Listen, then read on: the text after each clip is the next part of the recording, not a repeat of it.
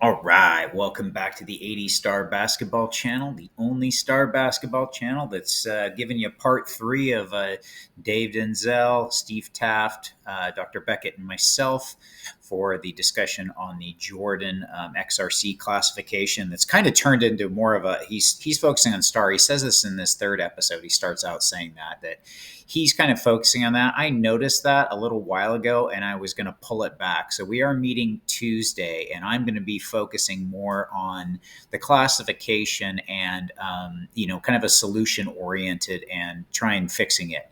Beckett said he's open to fixing it, coming in. I'm looking at more modern classification, and I hope he's open to speaking to it because that's one thing. He has to be careful what he says, and he doesn't want to go back and he's not like, I don't want to change anything. He's not trying to cover up or anything that what he did or want to fix what was there. But if we can come up with something that maybe works for everyone to kind of get some clarity and stop, there's so much confusion. And then you also get into these places where there's just a lot of arguing and whatnot.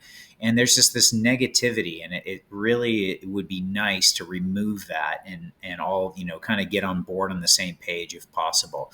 So that's going to be my focus for Tuesday and trying to go there. Also, I haven't listened to this episode yet. I'm about to record it for you. I'm going to listen to it for the first time as I record this. So, it's going to be new for me too. But I did want to note that I did note yesterday that I sounded a bit more intense, almost like I was frustrated, but I wasn't at all. So I don't know how I will be in this one or what it will be. But remember, he edited so much out, almost half. I mean, probably about an hour and 15 minutes recorded, but we met for 2 hours exactly. We started right from the get-go. So it was, he took out a lot of spots where we're, talking easy talk. He put in kind of just the really, straight points and the things that we were trying to get across, the points we were trying to get across. So without further ado, here we go. Here's part three.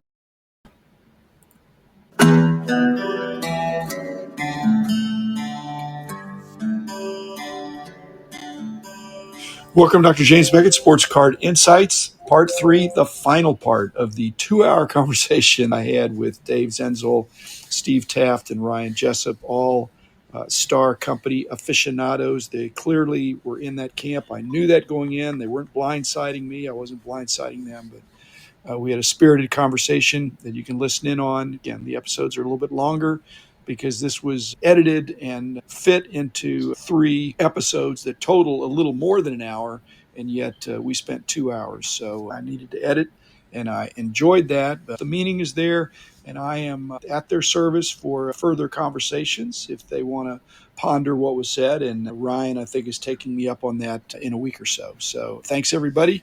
Here's the final part, not the final word, but the final part of this discussion about the Star Company. In fact, I need to say it's more about the Star Company than it is about XRCs or Michael Jordan. That enters into it. But a big part of my reasoning was just on the nature of the Star Company itself, how it was admittedly very different from other major licensees. In fact, my position is it was not a major licensee. Anyway, here it is. Thanks again. I'm 99.999 positive that Levin never took possession of the Type 2s. Everything I ever saw that came out of Star with the 85.6 issue, everything that was in bags was always the original. Everything that Todd and Bill won in that private auction in the spring of 1990, and then they made a couple other purchases after that cleaned them out. But there were never any Type 2s involved in that. Shop at home, that's a different story. I got firsthand from the private investigator what he told me. Ravel talked to him, and Levin has a different story than what I heard from the private investigator. But I believe yeah, you. all that stuff about reprinting his cards, he didn't have the ability to reprint his cards. Second up is the NBA attorneys told me specifically the 2 printers that Levin did use were out of business. How do you take your stuff to it? I've heard that, and I totally believe you. The problem is why didn't PSA believe you? They Well, pulled the plug on it, and you're down the road from them. I was directly involved in that, Jim. I bought a couple cards from the guys that worked at the print shop that did the Type 2s. And that's what made me become a so-called expert, because that's when I started researching everything. And I sent in a Jordan card and PSA graded it. But in the 10 days it took to get it back, I realized it wasn't a legitimate card.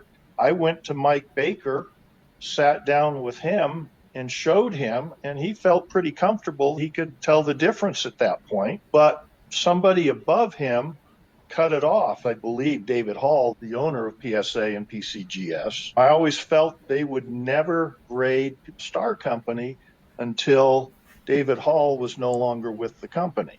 As soon as Nat Turner took control of it, I had a call from them shortly after expressing interest in doing Star. I knew David Hall, and David Hall was totally a capitalist. He did the risk reward, Steve, and he said the reward is not worth the risk, in spite of the fact that you are in their backyard.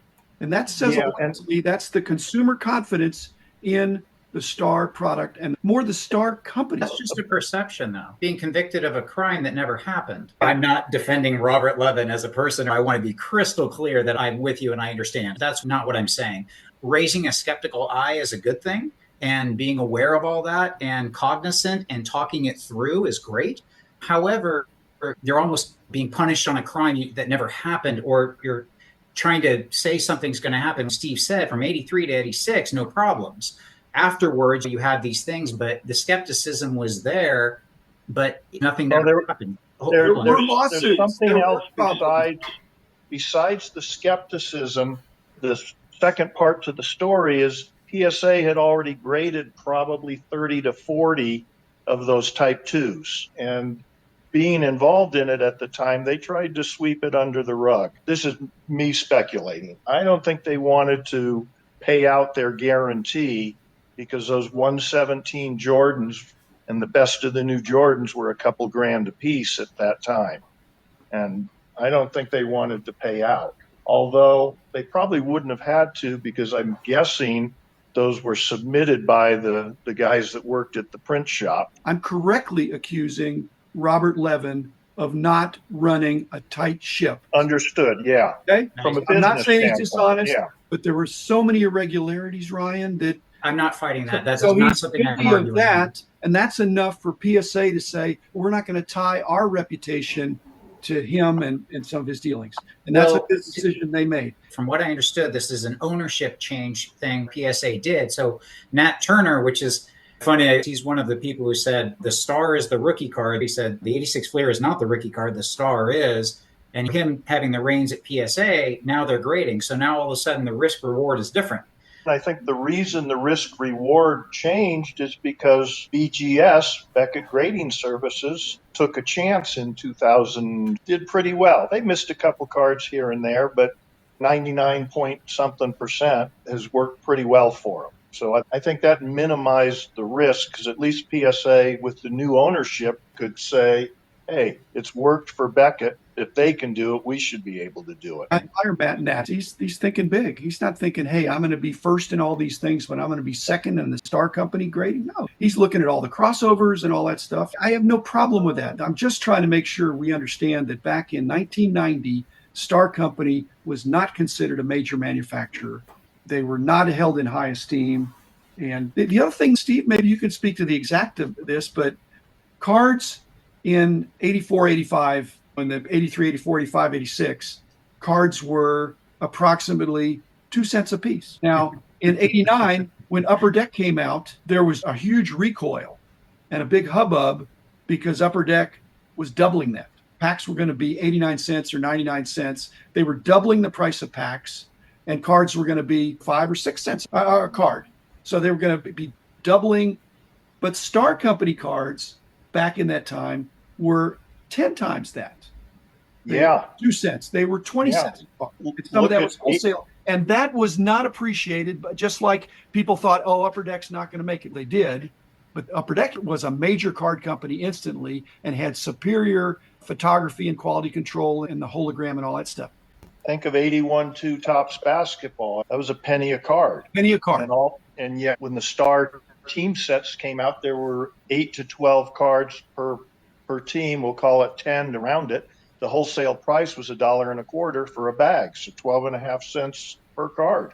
So that was a lot. I'm saying that was part of the resistance, and that was the perception, not that it was a cash grab, because if it was a cash grab, it was a pitifully executed cash grab, because they either needed to go way upscale, which was not in the cards at that time, or lower the price, and he already wasn't making money. Like I said, he had a bad business model, and Upper Deck is a miracle of our time that they became an instant major manufacturer, and they caught the Ken Griffey train. If you were producing the monthly magazine during Jordan's rookie season, how would you have labeled the 101 card when it first came out? I didn't have to make that decision at that time, but there wouldn't have been any Fleer. I would have been really disappointed to know that there's 3,000 sets, 5,000 sets, 7,000 sets like that. There wouldn't be a magazine because there wouldn't be demand. It's hard to say. You guys are looking hindsight. The hobby in those days, they were not early adopters. They were wait and see, prove yourself. When Star came out with these way high prices compared to buying packs and seeing what you're going to get, people said, that's not right. That's not fair. And who is this Robert Levin, or who is Star Company? Can we go visit their offices? No. Who are their vouchers? They had some people that were their distributors, but early on, they weren't that well known. They were the guys at the shows that did all the small sets.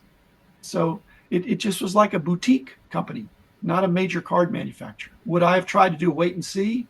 I don't know. I would have canvassed. Well, they would have been your only basketball card. I know, but we wouldn't have had a magazine. I put them in the book, guys, and I tracked the prices. Levin was overjoyed that I was legitimizing his sets, and I got criticism for that. How dare you legitimize this overpriced stuff from a quick print that the guy can go print up some more if he wants to? And I said, no, he's licensed. They're going to track that. And Steve has canceled checks, and I'm pretty sure they only did thousands of sets, not tens of thousands of sets. But even if he sold out, Steve, he'd have gone out of business. It's like a restaurant that sells all-you-can-eat shrimp for $7 or something. You get a lot of people in the restaurant, and you lose money on every customer. I don't know that he was making money, but he was pricing it to sell, but he didn't make profit, I don't think. He told one of those original distributors he was going to keep about 150 of every set for a rainy day. And many of the sets that did happen. And those are the sets that went to Bill and Todd in the private auction. But they didn't get anywhere near that amount of 101 bags and the 83-4 first series bags, because Levin had to succumb to some of the pressure. Hey, I need an extra Bulls bag. I need an extra Lakers and Celtics and Dallas and Philly. I got a customer. Please sell me one. And I'm sure he buckled to that a few times. And there were a few common bags that I think he did have extras beyond what was going to be his personal stash of cards to keep for a rainy day.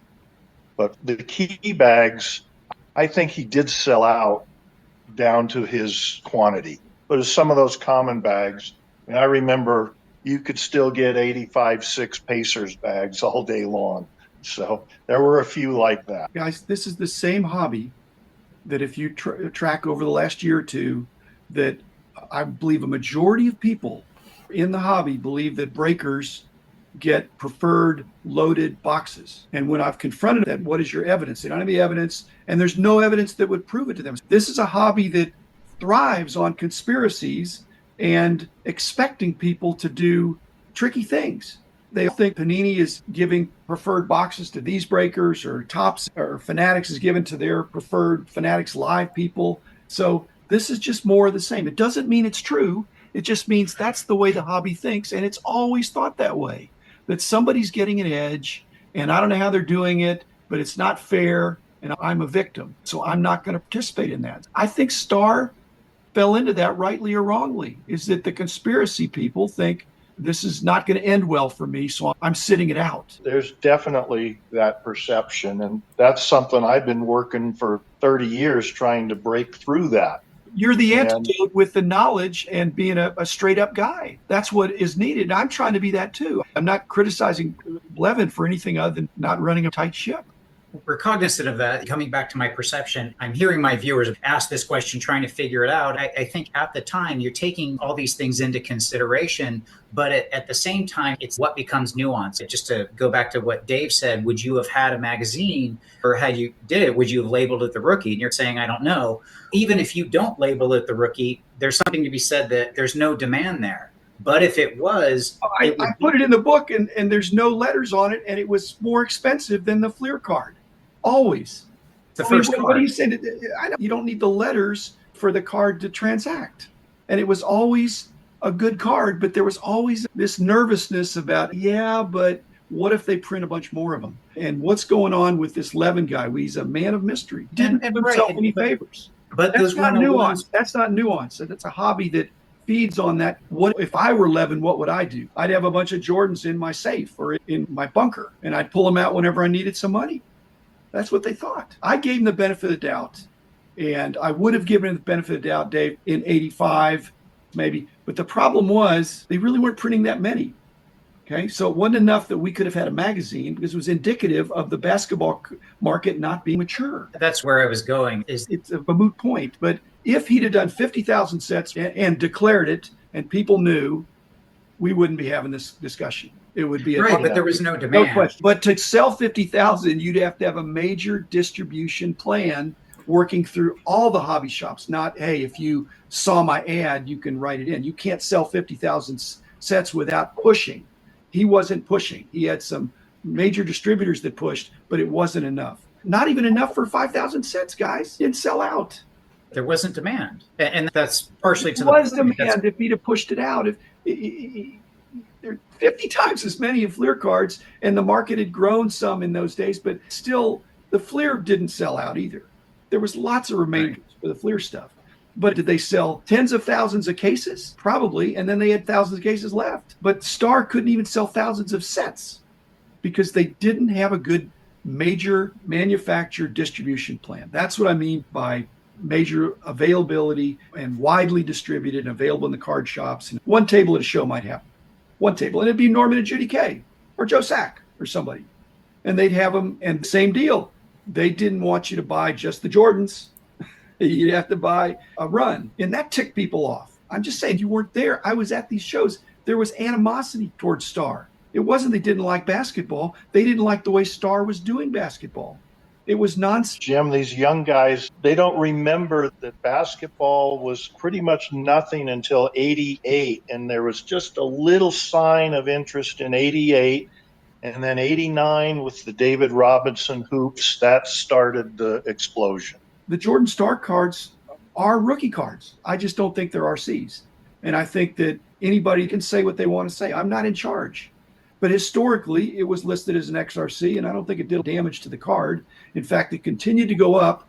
Again, chart the cards, guys. You'll see that when I was in charge, there was a steady increase in the Star Company card and a flattening or even a reduction in some of the Fleer cards because that's what the demand was.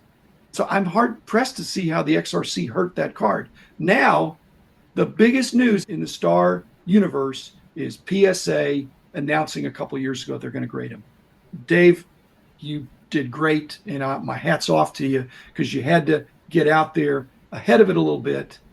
Bold action can provide some bold rewards many times. You talked about the mantle, the 51. Do you think maybe this is that situation? Maybe the Jordan is the true rookie card and the 86 Fleer is just iconic, larger than life, and will always be in that same paradigm there? You desire to put these things in the same box.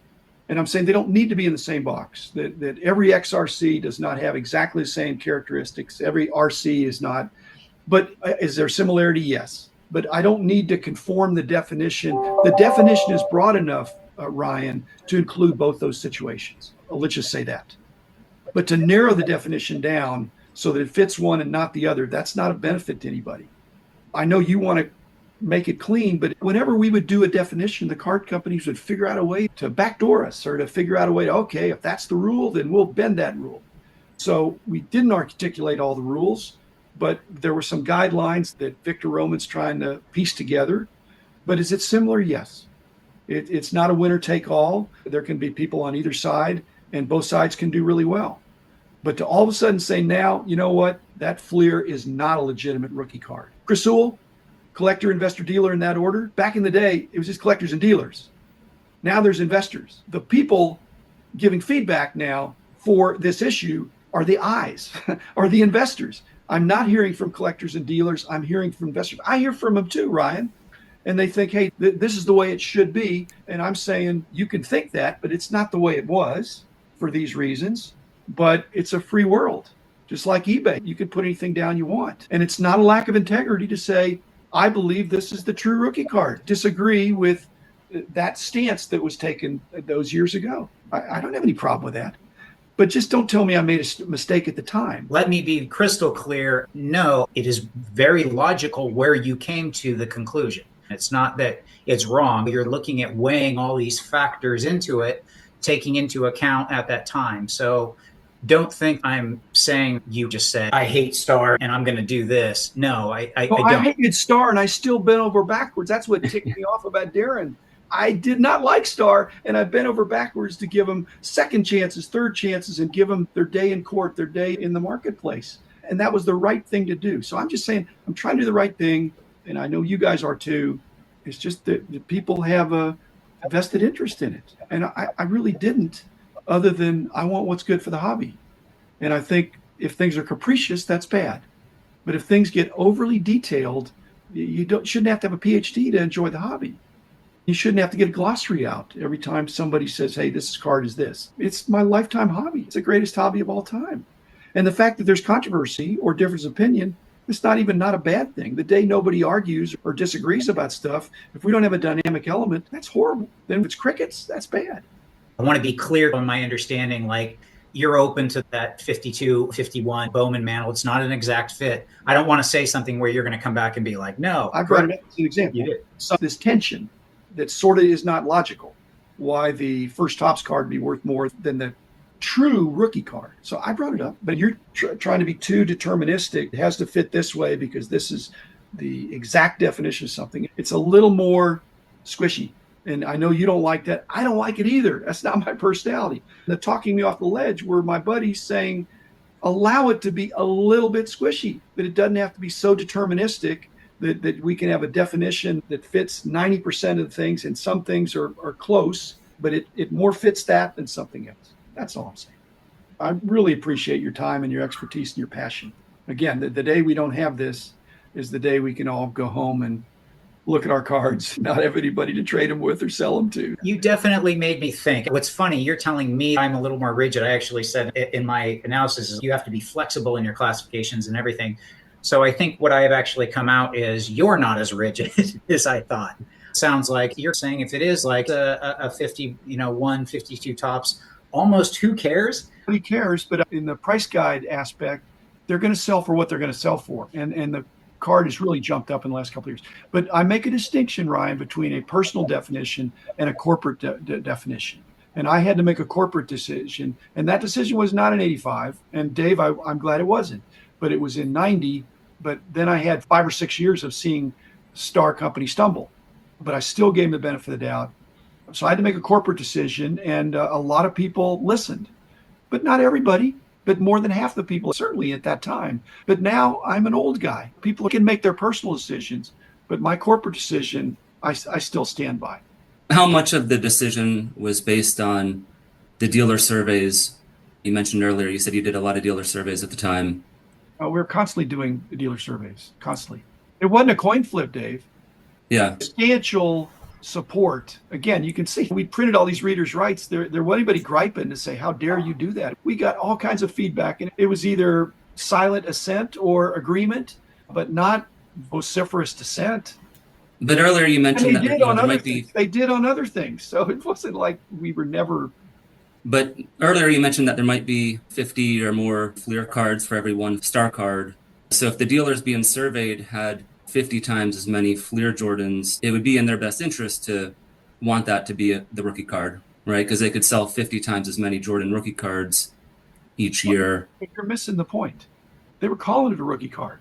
I wasn't. They were. I wasn't the one calling it a rookie card in 86 or 87 or 88 or 89. They were. Because And Dave, you're they had saying 50 that. times as many of them. I said it was an RC in 1990, and that's because what everybody else was saying. And 50 times as many were saying it, yeah. It just seems like everyone stood to benefit financially by pretending the third year card was the rookie card because they had 50 times as many of them. I don't know if they're pretending. They perceived it as the first card from a major manufacturer that they respected and they didn't think was price gouging them. Readily available. It fit all the criterion other than the third year, which goes to my question of every card is a rookie card. It's a question. Once you have a card, you have a rookie card. Which card is it? It's the first card that's licensed in major distributed, major card company, pack pulled, a whole bunch of things. And if you can't get 10 out of 10, as Victor points out, if you get 8 out of 10, it's the best of the rookie cards and you put an RC on it. That's the flexibility I had. If you say it's not all 10, then there isn't a rookie card. You can't say that. So yeah, other people said it, Dave, and I was not making something up. It was what the consensus was at that time. Again, Star was not a major manufacturer.